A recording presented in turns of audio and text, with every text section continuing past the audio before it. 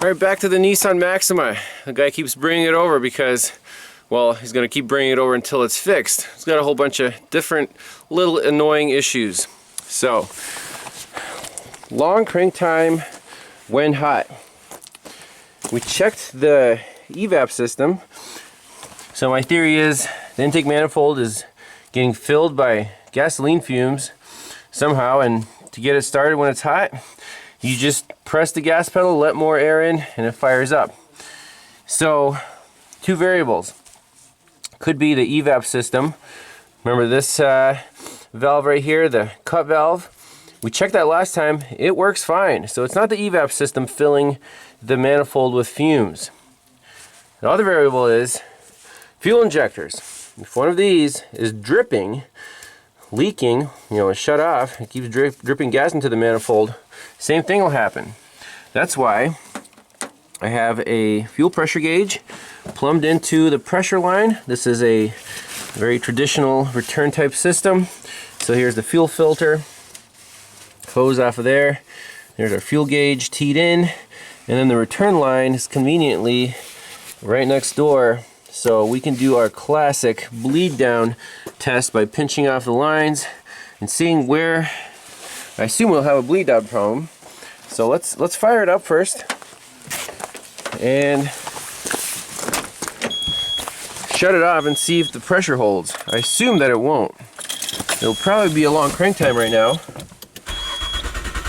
Press the gas to the floor. Fires up. Pressure's at 32 psi. Alright, let's shut her down.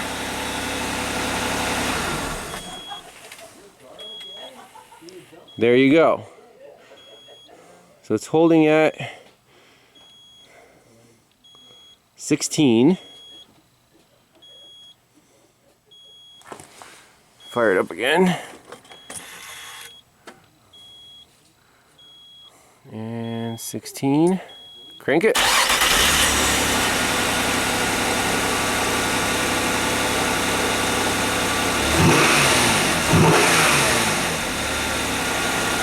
when I rev it, the pressure shouldn't drop.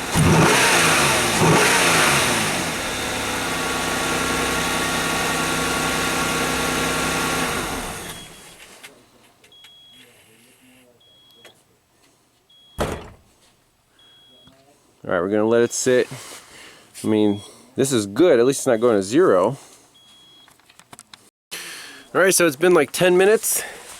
The pressure is not at zero. It's about 10 pounds. It started at 15. So we don't have a massive bleed down problem. He also said it's overheating on grades and it's getting worse. I opened up the radiator cap and there's a little pressure buildup. And the fluid level is actually a little ways down. It's about here. However, the overflow tank is not empty. It's between minimum and maximum. That's not a good sign. That could potentially be a bad head gasket, because if air gets into the system, like combustion gases, and fill this up with combustion gases, then you'll have this air pocket and it'll never really refill from the tank. If this is all fluid, it's pressurized, it'll go to the tank, and then when it gets cool, it'll get sucked back in. No air is introduced. However, if you have combustion gases coming in, bad news. So I hope it's not going there, but oh man. So we're still kind of waiting here. I want to reproduce the long crank time. Let's top this off with coolant to get like a good baseline, and we'll kind of take the diagnosis from there. We're diagnosing 3 different problems at once. We still have to put the new EGR valve in, but so rough idle, long crank time on a hot soak, and then overheating getting worse on grades. And right now it's not hot outside, and he said that He's going up a grade. Temperature gauge starts climbing. He turns the heat on, and it kind of, you know, stabilizes. And then once he gets over the crest, temperature gauge comes back down. Not a good situation, but it's too early to jump to conclusions. All right, it's been like 15 minutes. We're very close to zero. Let's see if the crank time is long. Hope I'm not dripping out of my gauge there. All right, ready?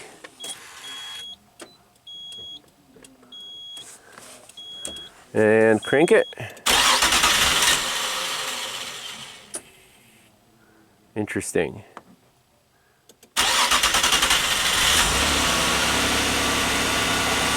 So the fuel pressure is okay when we're cranking. It gets up there. It comes down so fast. What I want to do is run it and pinch off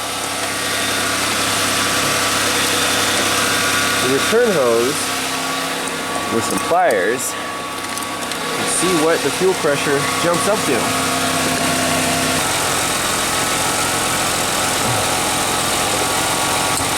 There, it's pinched off.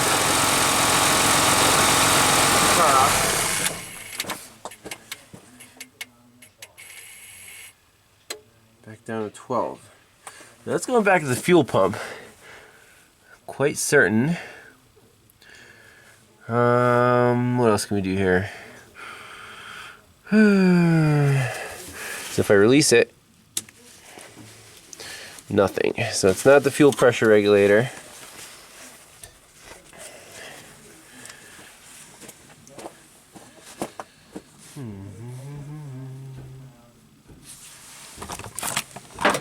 Let's look at this again while we're cranking.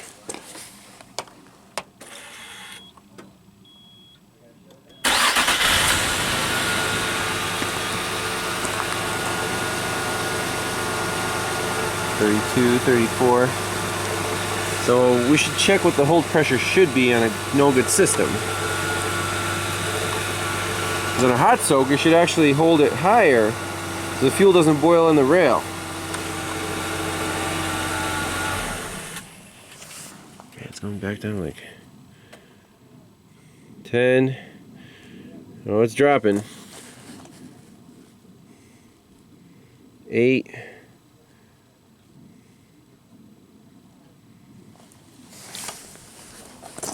See, prime it again.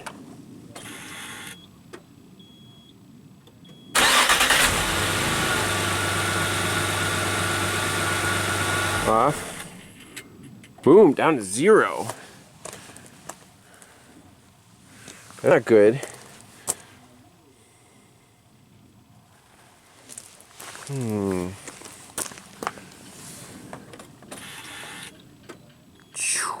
right to 0. So the bleed down problem got worse. Let's crank it.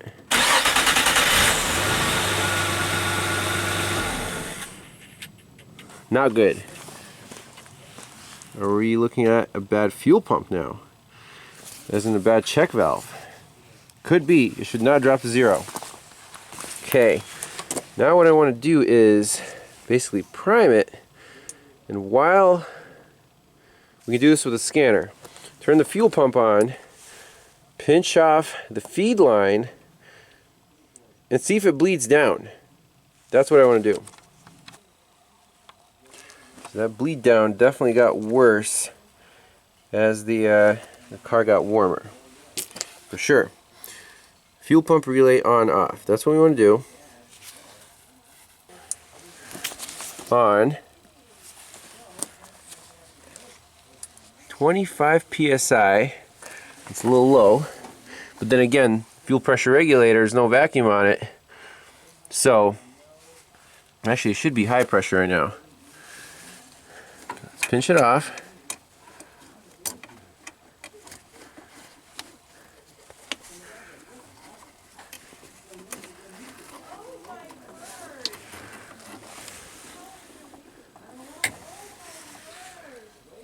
instant bleed down. I pinched off the feed line, instant bleed down.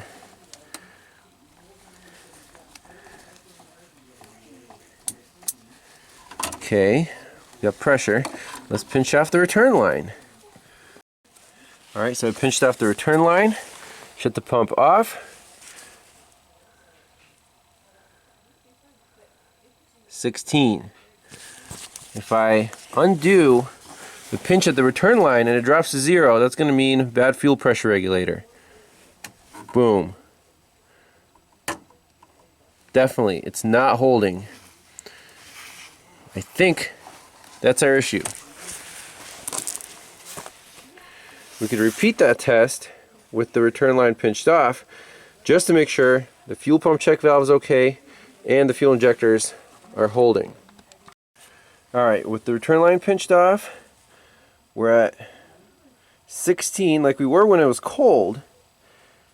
Let's see if it drops in 10 minutes. And by the way, I know someone's going to ask, is there fuel in the vacuum control line for the fuel pressure regulator? No, it's absolutely dry, so there's no fuel. The diaphragm isn't ruptured. It's just that pintle isn't sealing against the the return hose there. So the pressure in the rail is not being held. It's just bleeding right back to the tank. And that way you get vapor in here in the fuel line, and you crank, and finally the fluid comes through, gets to the injectors, and the car starts. Alright, 15 minutes later, keys off. We're still at about at least 14 pounds. 15. Key on. Awesome. I like it. Starts fine. With a pinched off hose. So we're at 34. Apparently that's what the fuel pump's putting out.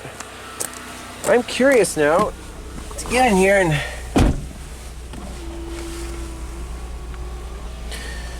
look at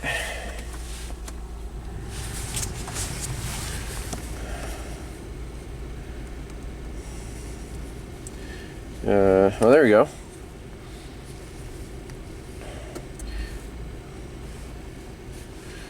I want to go to the component test meter and see what the fuel pressure specs are. Fuel injection. Let's see here. Fuel system. Fuel pressure test.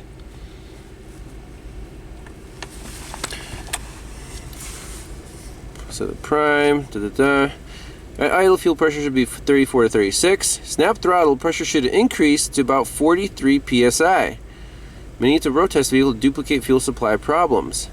If pressure is low, pinch fuel return hose. That's exactly what we did. If pressure increases, suspect faulty pressure regulator. If pressure does not increase, suspect faulty fuel pump or filter. If pressure is high, turn engine off and disconnect return line and regulator. Disconnect the hose from regulator outlet to suitable container. Cycle key on and off. No pressure. If pressure drops, suspect restricted return line. If pressure remains high, suspect regulator. So, to test residual pressure on MPI vehicles, turn engine off. Pressure should not drop more than 20 psi in 20 minutes.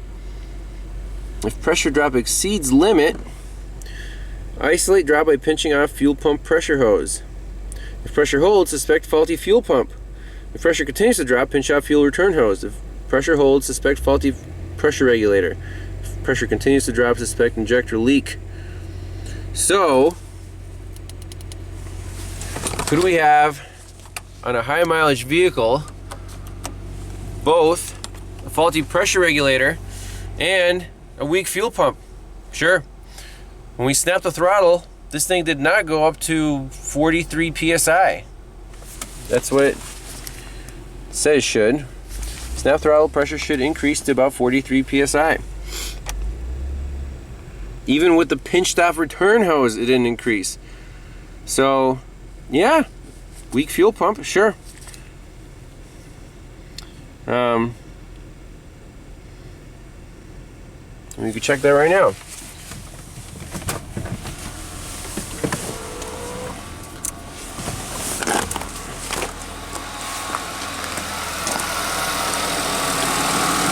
32.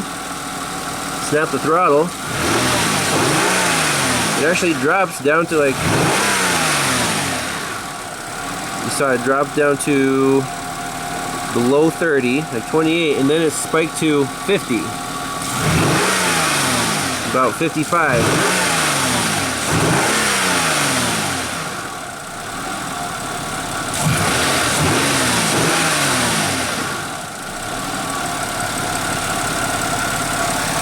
We unpinch the return hose.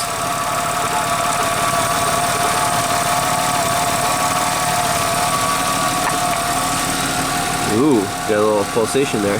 See snap throttle?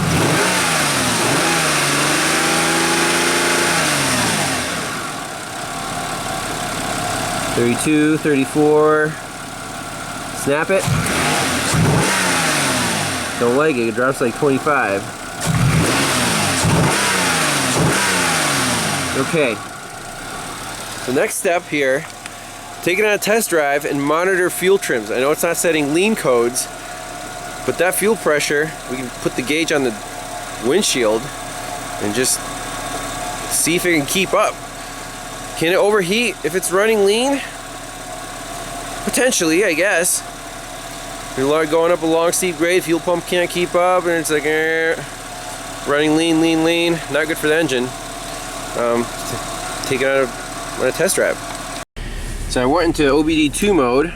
It's kind of slow, but I just want to see regular fuel trims and the coolant temperature. We're at 176, it's warmed up. We're at 15% on both banks. It's getting a little lean. About 30 PSI.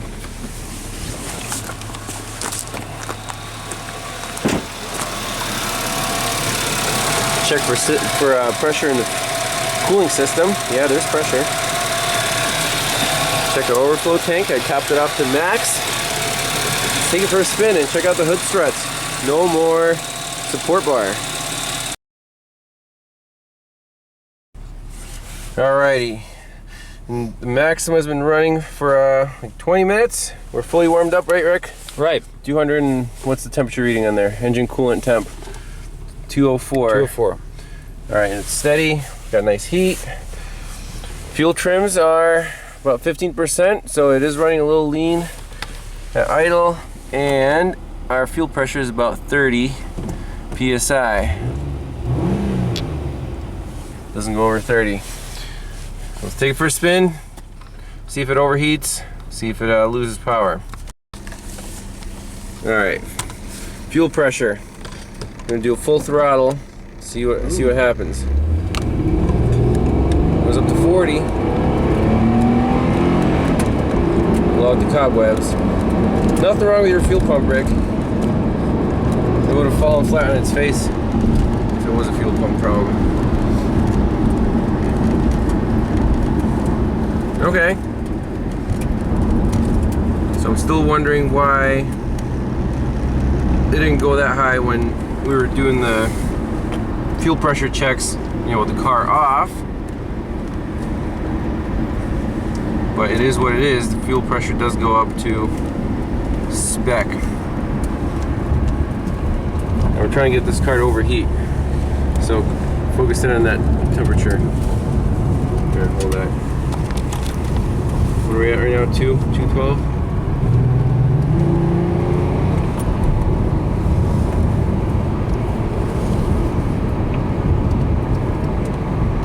It actually cooled off, didn't it? Mm-hmm, yes. Even though we did a full throttle run. It was at 224. Mm-hmm. Right. So you said it climbs almost to the H, or 3/4 of the way? 3/4. 3/4 of the way. So right now it's in its happy spot. 219.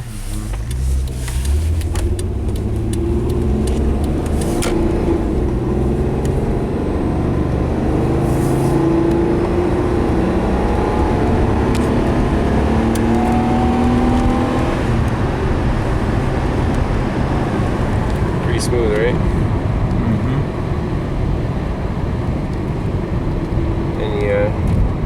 Any change? temperature down to 197. Really? So that's the way to cool it down, Rick. Just floor it.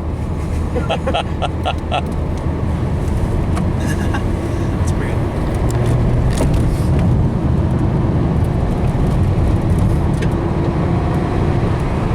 The Italian tune-up. That's rising 206. Okay. Let's try to just kind of do a high gear pull.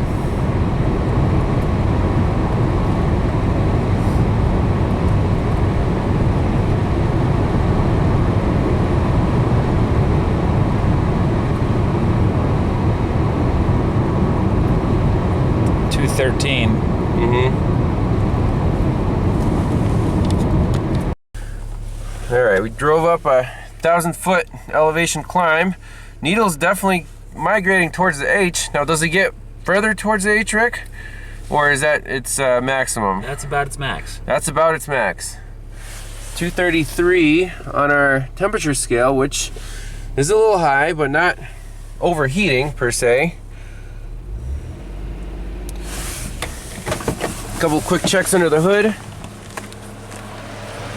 Our fans are on. Top radiator hose is definitely hot. The lower radiator hose is cold. Okay, so that's good. We're measuring the temperature at the upper hose. That's at 235 right now. Where's the thermostat? The thermostat is right there on the lower hose. So if that thermostat wants, it can let cold air or cold water in, no problem. Interesting. Yeah, the fans are cooling the radiator fine. Not worried about that. Just, if the radiator was clogged or something, this hose would be hot and it would be letting hot coolant back into the engine. We're still at 235, we're cooling down a little bit. 230, okay. And make sure our heat is good. Oh yeah. And that should bring our temperature down pretty quickly too. Okay.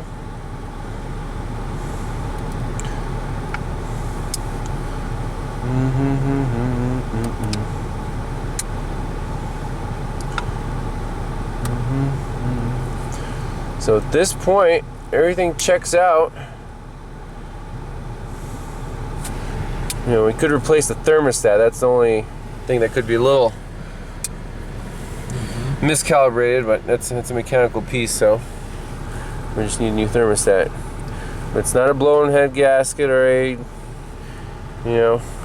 clogged radiator or cooling fans that don't work. None of those problems. Man, that is awesome heat. So this is what you have to do to cool the car down on climbs? Yes. So, yeah, I would say don't worry about it unless the needle gets to that little line right before the H. Right now we're back to 217. And the cooling fans should be off. But they're still on.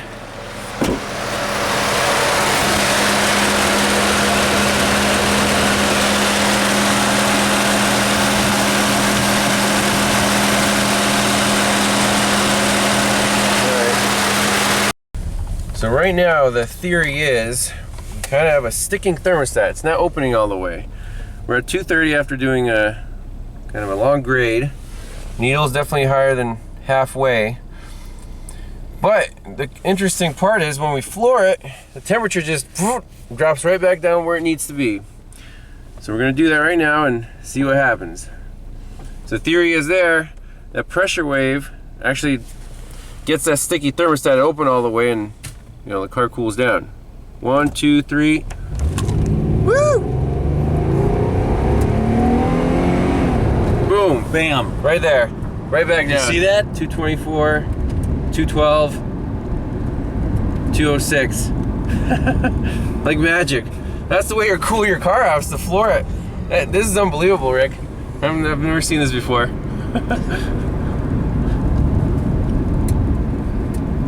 Saw it live. So now, you know, cool down, the thermostat closed, back to its sticky point, and as we're heating up again, you can't open it without that pressure wave. I mean, it's kind of a weird scenario.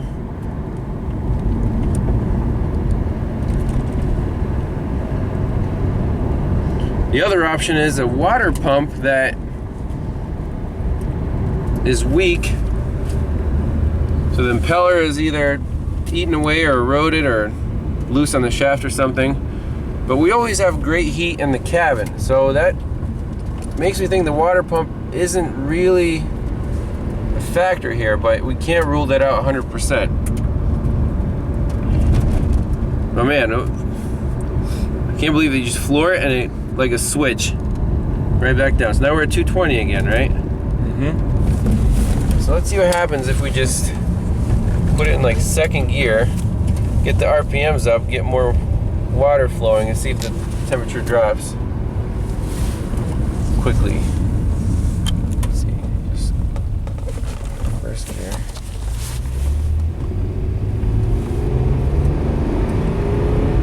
Let's hold it at 4,000. Still 221.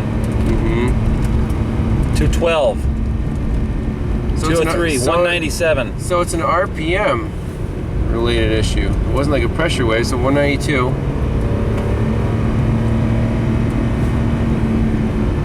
Wow. How about that? 188. Wow. How's our heat?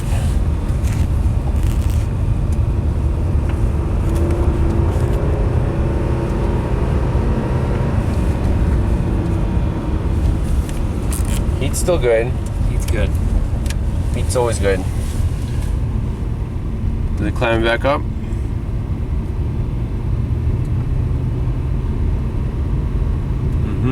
Yep. 199. Man, this is really neat.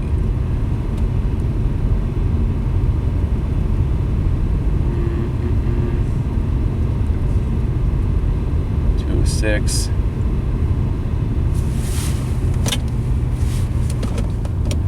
I don't know, I might have to go back to my water pump theory, Rick. You might have a weak water pump. Weak water pump. A weak water pump.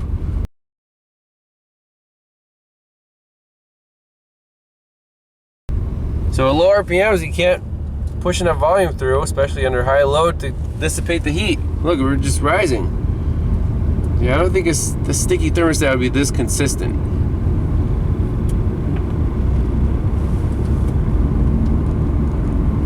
So lugging the engine in a high gear really makes that sucker go up, right? 217. So, you know, the pump is enough to get cooling through the heater core, little tiny hoses, but the radiator hoses are huge. It needs a lot more volume.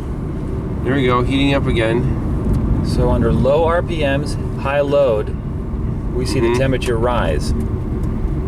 Exactly. And it won't come down until the RPMs go up. So we can park it right now, put it in park, and just let the RPMs, you know, go to like 3,500, and that temperature should drop pretty quickly. If the theory is correct, if it's the water pump. That's sort of counterintuitive, isn't it? Increase the RPM and the temperature goes down. Right, so you have to compensate for the, whatever, crappy impeller blades by spinning them faster. Maybe it was cavitating. It damaged itself. All right, here we go. So two grand, or 226.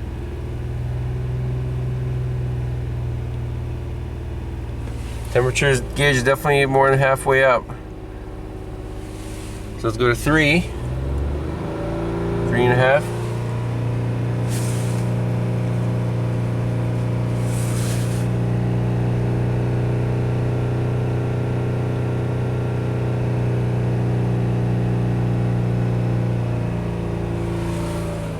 Back down to 3. Still at 220. Okay. How about thermostat and water pump? Then we'll kill two birds with one stone with the parts cannon. Well, but look at these drops right there. That's when we floored it. Boom. I'm gonna try 4,000.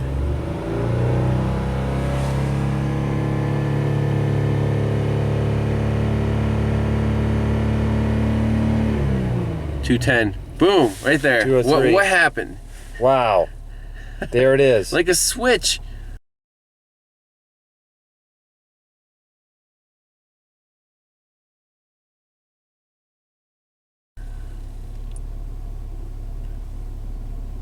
That blows my mind.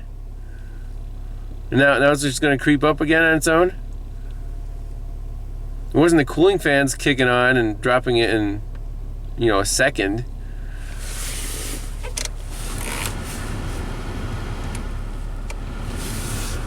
Let's feel the heat. Yeah, that's scalding. Scalding hot. We have to do a little research on the forums, right? See what people are replacing. Yeah. I replaced my thermostat, it didn't help. Yeah, I've read all of it. I replaced my radiator, it didn't help. People have done the ECTS. I replaced my cooling fans, didn't help. Yep, water pump. Oh, they did the water pump? Yeah, I've read lots of different. So, what's the water pump story? Does that help ever? Well, or they just replace it and say it's new, must be good. Nobody described the situation we're having where the temperature creeps up on a normal load, and then you increase the RPMs to around 4,000, and the temperature plummets. Yeah. Nobody described that. Very unusual. Could a sticking thermostat do that?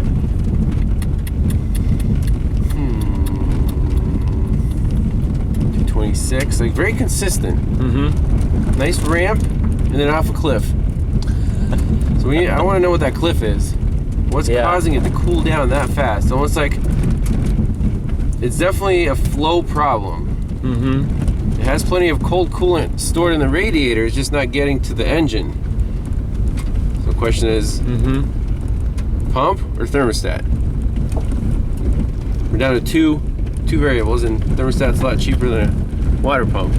Try the thermostat first? You gotta try the thermostat first. Thermostat's a lot more failure prone item than a water pump. And let's say you know a water pump, like when that surge happens, the water pump, does it switch on? That's very unlikely unless it's a plastic impeller loose on a shaft problem where it's kind of grabs it and spins it for a little bit, cools it off.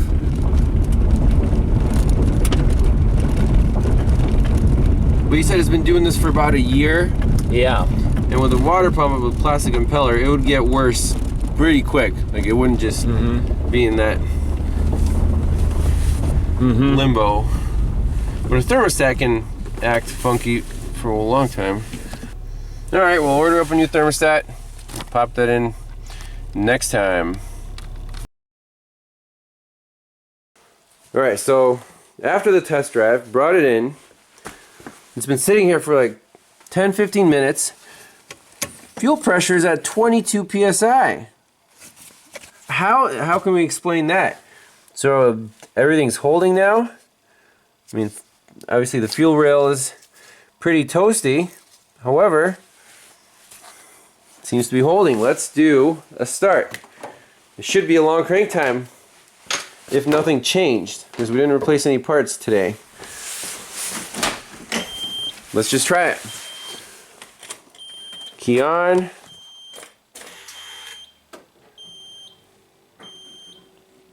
Crank it. Ooh.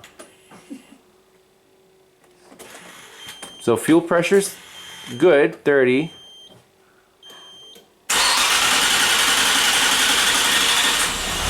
There it goes. Blast! There goes my theory.